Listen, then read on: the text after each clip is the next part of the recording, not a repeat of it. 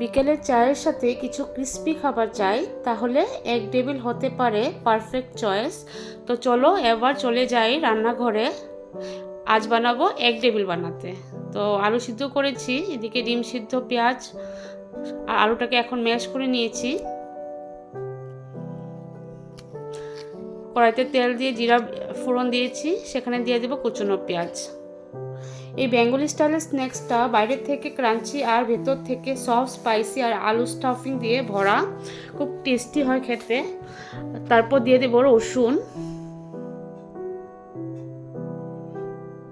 দিয়ে দেবো আদা কুচনো, কাঁচা লঙ্কা বেশি করে দিয়েছি, একটু ঝাল ঝাল হলে ভালো লাগে। এটাকে ভাজবো। দিয়ে দেবো হলুদ, জিরা গুঁড়ো,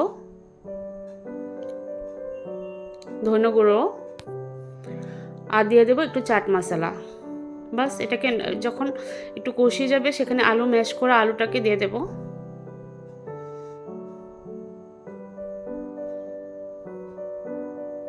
নুন দিয়ে দেব পরিমাণ মতো, দিয়ে এটাকে ভালো করে মিক্স করতে হবে।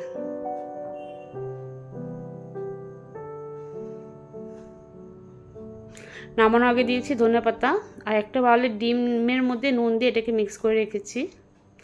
আর বাইন্ডিংয়ের জন্য ব্রেড ক্রাম্বস একটু দিয়ে দেব। বাস এখন আলুর ভিতরে ডিম সিদ্ধ দিয়ে সেই ডিমের মধ্যে চুবিয়ে এটাকে ডাবল কোটিং করে নেব।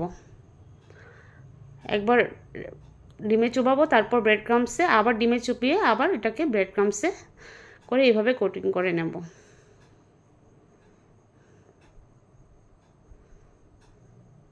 বাস এক এক করে এইভাবে করে নেব।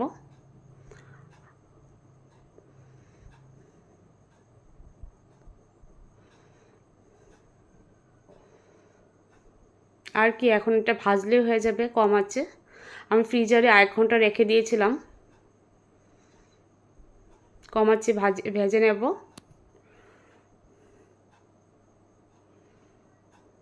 তাহলে ভিতরটাও ভাজা হয়ে যাবে আর উপরটা ক্রাঞ্চি হবে।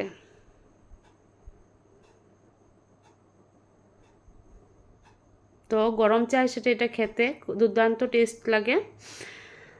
তো ঘরে এটা আপনারা বানিয়ে ট্রাই করতে পারেন। খেতে বিকেলবেলা স্ন্যাক্সে এটা খুবই ভালো লাগে। তো বাস হয়ে গেল আমাদের এগ টেবিল। কেমন লাগলো জানাবেন।